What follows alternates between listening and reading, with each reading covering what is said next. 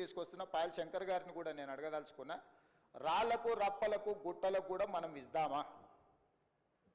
అదేవిధంగా రాజీవ్ రహదారిలో పోయిన పత్రికలలో వచ్చిన వార్తల అధ్యక్ష, నేనేం కొత్తగా చెప్పట్లేదు, గజ్వేల్ ప్రాంతంలో కల్వకుంట్ల చంద్రశేఖరరావు గారు ప్రతిపక్ష నాయకుడు ప్రాతినిధ్యం వహిస్తున్న గజ్వేల్ నియోజకవర్గ పరిధిలో రాజీవ్ రహదారిలో భూమి పోయి రాజీవ్ రహదారేసిన రోడ్డు కూడా రైతు బంధు పథకం ద్వారా నిధులు ఇచ్చిండ్రు అధ్యక్ష.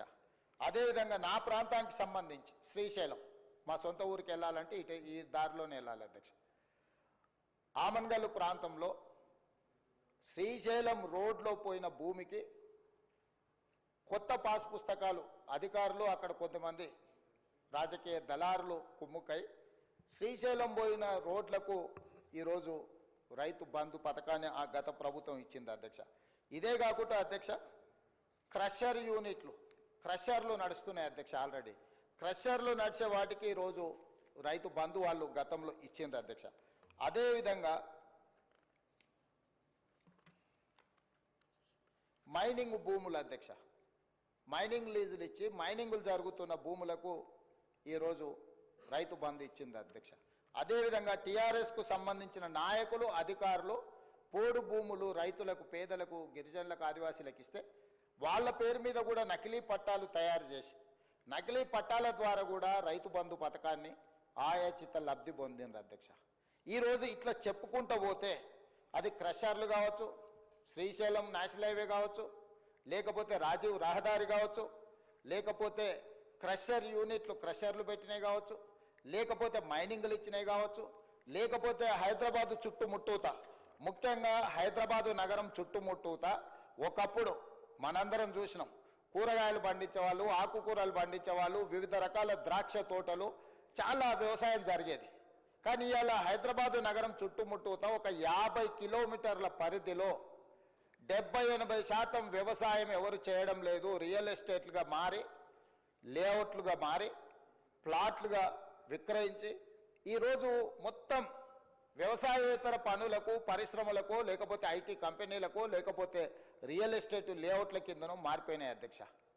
గత ప్రభుత్వము యావరేజ్గా 2 సీజన్లకు కలిపి ప్రతి సంవత్సరం 3 కోట్ల ఎకరాలకు వాళ్ళు డబ్బులు ఇచ్చుకుంటూ పోయినారు అధ్యక్ష.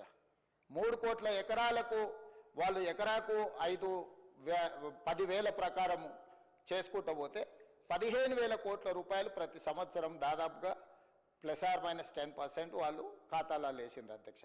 అట్లా వాళ్ళు ఇచ్చిన 72,000 కోట్లల్లో 22,000 కోట్ల రూపాయలు జాతీయ రహదారులకు, రియల్ ఎస్టేట్లో ప్లాట్లు అమ్మిన వాళ్లకు, క్రషర్లకు, మైనింగ్లకు, రాళ్లకు, రప్పలకు, కొండలకు, గుట్టలకు దొంగ పాస్ పుస్తకాలు తయారు చేసుకొని అధికారంలో ఉన్నాం కాబట్టి అధికార పార్టీ నాయకుల అనుచరులము, వారి సహచరులము, వారి బంధువులమని వేలాది కోట్ల రూపాయలు కొల్లగొట్టిండ్రు అధ్యక్ష.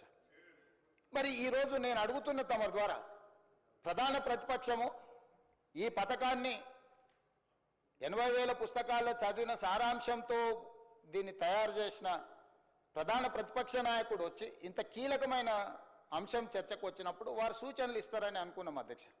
వారి అనుభవం నుంచి, వారి పరిపాలనలో వారు నేర్చుకున్న అంశాల నుంచి ఈ ప్రభుత్వం ఏదైనా సూచన వస్తే మేము తీసుకుందాం అనుకున్నాం. ఇక్కడ ఒక అంశం చెప్పొచ్చు అధ్యక్ష. ఈరోజు ఇది ప్రవేశపెట్టిన వ్యవసాయ శాఖ మంత్రి గారు తుమ్మల నాగేశ్వరరావు గారు వారికంటే సీనియర్, వారికంటే ముందు ఎమ్మెల్యే, వారికంటే ముందు మంత్రి, వారికంటే ఎక్కువ శాఖలు నిర్వహించారు. అయినా మా సహచార మంత్రి తుమ్మల నాగేశ్వరరావు గారికి ఎలాంటి బేసిజాలు లేవు అధ్యక్ష. ఒకవేళ ఎవరైనా మొదటిసారి శాసనసభ్యుడైనా, ఈరోజు నేను ఎందుకు రిప్లై చేస్తున్నా, మొదటిసారి శాసనసభ్యుడు శంకర్ గారు, పాయల శంకర్ గారు కొన్ని అంశాలు లేవనెత్తితే వారు గతంలో స్థానిక సంస్థలలో ప్రజాప్రతినిధిగా పనిచేశాడు. ఎమ్మెల్యే కాకపోయి ఉండొచ్చు, ఎమ్మెల్యే కంటే ఎక్కువ ప్రజలతో మమేకమై ప్రజా జీవితంలో సంవత్సరాల కొద్ది ప్రజలలో ఉన్నారు. తనకు ఒక అనుభవం ఉంది. అది ముఖ్యంగా ఆదిలాబాద్ లాంటి వెనుకబడిన ప్రాంతం, గిరిజనులలో ఆదివాసీలు అత్యధికంగా ప్రాతినిధ్యం వహిస్తున్న ప్రాంతం నుంచి వచ్చిందంటే డెఫినెట్గా అవుట్ ఆఫ్ హిజ్ ఎక్స్పీరియన్స్ తన అనుభవం నుంచి కొన్ని ప్రభుత్వానికి సూచనలు చేసినప్పుడు ఈ ప్రభుత్వం తప్పకుండా మొదటిసారి సభ్యుడు కాబట్టి మేము వినం, అత్యంత సీనియర్ కాబట్టి ఆయన ఏ అబద్ధాలు చెప్పినా అబద్ధాలు అన్నిటిని ప్రభుత్వం స్వీకరించాలి. ఇట్లాంటి వాదనలకి ఇక్కడ తావలేదు అధ్యక్ష. తమరి నాయకత్వంలో అంశానికి ప్రాధాన్యత ఉంది, విషయాన్ని క్షుణ్ణంగా పరిశీలించే విధానం ఉంది. ఎవరికి నిజమైన లబ్ధిదారుడికి ఒక్కరికి కూడా అన్యాయం జరగొద్దు, చివరి పేదవాడి వరకు కూడా ప్రభుత్వం యొక్క సంక్షేమం చేరాలనేది మా ప్రభుత్వం యొక్క ఉద్దేశము, లక్ష్యం అధ్యక్ష. ఈ లక్ష్యాన్ని చేరుకునే సందర్భంలో ఆయాచితంగా వేలాది కోట్ల రూపాయలు గడీలలో ఉండే భూస్వాములు, జమీందారులు, జాగీర్దారులు వ్యవసాయం చేయకుండానే వాళ్ళ ఆధీనంలో ఉన్న రాళ్ళు రప్పల కొండలకు, వాళ్ళ ఆధీనంలో ఉండి సీలింగ్లో ప్రభుత్వానికి సరెండర్ చేసిన భూములకు, లేకపోతే రియల్ ఎస్టేట్లో లేఅవుట్లుగా మారిన భూములకు ఈరోజు ఇవ్వాలనా? ఈరోజు ఇంతకుముందు ఆ సభ్యుడు మాట్లాడుతున్నప్పుడు ఇట్లాంటి వాళ్ళందరికీ ఇవ్వాల్సింది మేము ఇచ్చినాం కాబట్టి మీరు ఇవ్వాల్సిందే, మీరు మమ్మల్ని ఆదర్శంగా తీసుకోండి అంటున్నారు అధ్యక్ష. మిమ్మల్ని ఆదర్శంగా తీసుకుంటే ఈడెందుకు కూర్చుంటాం అధ్యక్ష? ఆడ కూర్చుంటాం, ఆ తర్వాత బయటకు వెళ్ళిపోతాం. మిమ్మల్ని ఆదర్శంగా తీసుకుంటే 23లో అధికారం పోయింది, 24లో డిపాజిట్లు పోయినాయి, ఈసారి ఉన్నది కూడా ఊడ్చుకపోతుంది అధ్యక్ష. మీరు కాదు కదా ఆదర్శము, రైతు ఆదర్శం, వ్యవసాయం చేసేవాళ్ళు ఆదర్శం.